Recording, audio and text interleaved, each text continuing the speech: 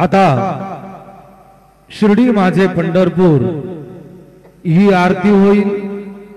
आरती नंतर दर्शनास प्रारंभ होईल। अब शिर्डी माझे पंढरपुर यह आरती होगी। आरती के बाद दर्शन कतार शुरू होगी। श्री सच्चिदानंद सद्गुरु साईनाथ महाराज की जय। हरि ओम। श्रेष्ठ ते लक्ष्मीश्च पत्न्या बहुरात्रि पार्श्वे नक्षत्राणि रूपमशवेनो व्याक्तम् ईशनन्निखानम् इखान सर्वलोकम् इखान सावर्णि सूर्यतनयो यो मनकतदेष्टमः निशामय तदुत्पत्ति विस्तरात् गदतो मम। गुरुर्ब्रह्मा गुरुर्विष्णु गुरुर्देवो महेश्वरः गुरुर्साक्षात् परब्रह्म तस्मै श्री गुरवे नमः।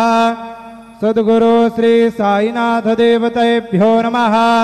प्रातः पूजनार्थे सकल पूजा परिपूर्णार्थे गन्धाक्षतपुष्पैः सम्पूज्य अथ धूपः वनस्पतिरसोद्भूतो गन्धाढ्यो गन्ध उत्तमः आग्रेयः सर्वदेवानां धूपोऽयं प्रतिगृह्यताम्। धूपमाघ्रापयामि दीपं साज्जंजवर्धसंयुक्तम् अन्यना योजितं मया। दीपं गृहाण देवेश त्रैलोक्यदिविरापः। दीपं दर्शयामि धूपदीपान्ते उपहारनैवेद्यं निवेदयामि। चतुष्कोणमण्डलं कृत्वा तदुपरि नैवेद्यपात्रं निधाय गायत्रीमन्त्रेण पात्रान् सम्प्रोक्ष धेनवाः अमृते कृत्य ग्रासमुद्रयां प्रादर्शयेत। नैवेद्यं निवेदयामि। ॐ प्राणाय स्वाहा ॐ अपानाय स्वाहा ॐ व्यानाय स्वाहा ॐ उदानाय स्वाहा ॐ समानाय स्वाहा ॐ ब्रह्मणे नमः। नैवेद्यमध्ये पानीयं समर्पयामि। पुनर्नैवेद्यं निवेदयामि। ॐ प्राणाय स्वाहा ॐ व्यानाय स्वाहा ॐ उदानाय स्वाहा ॐ समानाय स्वाहा ॐ ब्रह्मणे नमः।